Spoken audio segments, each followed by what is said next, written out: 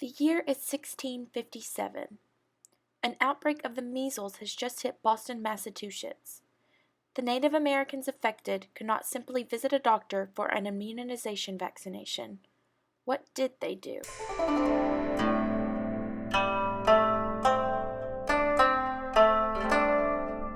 When explorers came into the New World, they brought with them their religious ideas, cultural practices, foods, animals, and something else that was even more detrimental to the native people: disease.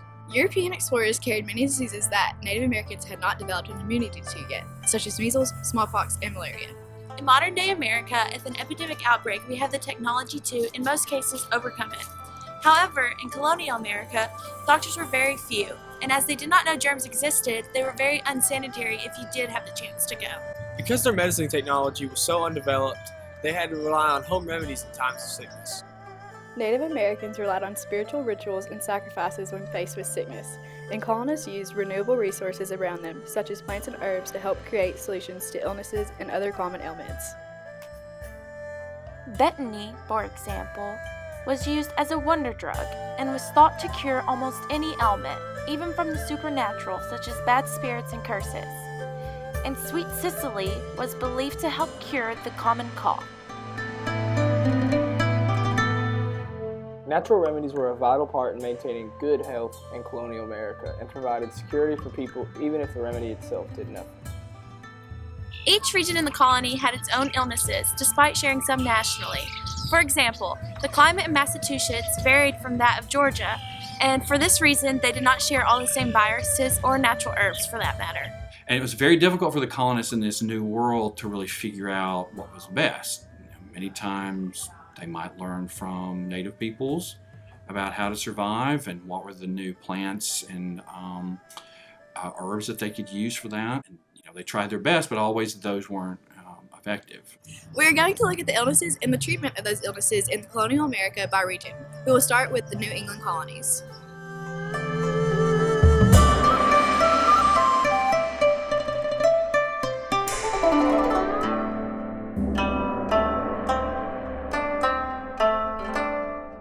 The New England colonies were typically a more or less ill area.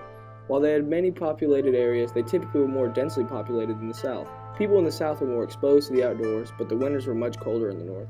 However, the climate did not dictate all illnesses or epidemics. One epidemic that hit New England was smallpox. Smallpox affected many people a year and often caused death. There were many treatments available, however, a surprisingly popular one was inoculation. Inoculation is when a person is injected with the disease so they have a milder form of it. Naturally becoming infected will potentially serve more danger than inoculation. This procedure was very controversial during this time because the procedure could be fatal or otherwise make someone ill who might not have caught the disease at all. In July 1776, after spending some time in the inoculation facility at Castle William in Boston Harbor, John Adams writes on inoculation to his wife Abigail. The doctors took their lancets and with their points divided the skin for about 1/4 of an inch, just suffering the blood to appear. Then buried a thread about 1/2 of an inch long in the channel. A little lint was then laid over the scratch and a piece of a rag pressed on, and then a bandage bound over all. However, in 1796, Edward Jenner, an English country doctor, discovered that germs from cowpox created immunization for smallpox. From this discovery, vaccinations were created as a treatment of smallpox, and inoculation ended.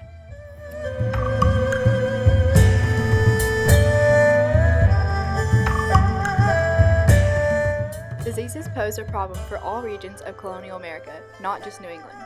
The middle colonies were largely exposed to the measles, especially in Philadelphia. While symptoms of the measles included sore throat, vomiting, swelling eyelids, and deafness, the disease was able to spread easily through Philadelphia and cause many problems. One treatment for measles was a more popular treatment of this time: bloodletting. Bloodletting was a process of withdrawing blood in order to maintain the proper balance of bad blood and good blood in the body to sustain good health. They would let out up to 34 pints of blood in order to help heal these people. Bloodletting offered just as much of a threat to people's lives as the disease it was being used to treat did. It is often regarded as one of the most dangerous treatments used in colonial and even ancient times.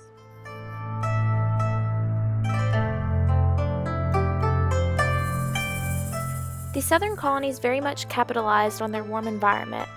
The fertile soil and warm climate of the South helped sustain their farms and harvest every year to help the economy of the colonies. Cotton and tobacco were very early on key exports for the colonies and provided leverage with Great Britain. However, the warm climate of the South also allowed the infestation of mosquitoes in the region. These mosquitoes carried with them a disease that colonists had no immunity to, malaria. Colonists there would have to really go through what they call the seasoning process for maybe a year or several months for them to really adapt to the area. Now, some colonists didn't. They had trouble getting through that and were very sick and very ill, and many of them died at the time. In Jamestown, there's a very high rate of death. Malaria soon began spreading in areas of the South near ponds and lakes. It particularly hit the settlers in Jamestown in the 1600s. The colonists relied on old wives' tales, of course, to treat malaria. One famous tale was for infected people to place their legs in a hot milk bath. The bark of the cinchona tree was often used to help cure the illness. Others favored mustard plaster, wormwood, or even foxglove. These herbs were typically applied, but by that time, the person's immune system was already weakened and they had contracted another illness.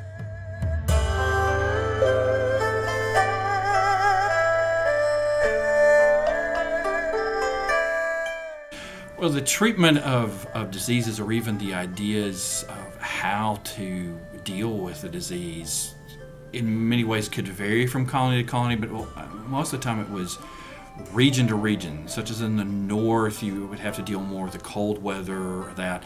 In the south would be the bigger problem because of the warmer climate.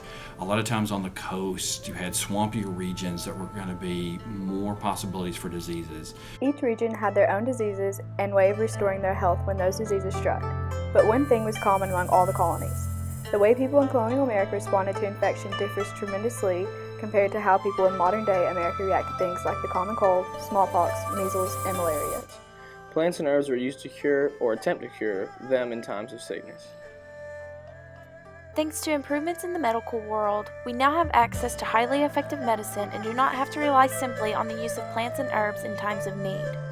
It is apparent that the colonist treatment methods were far less advanced than what we have come to know in modern-day America, as we now live in a world where medical technology has evolved to a high degree.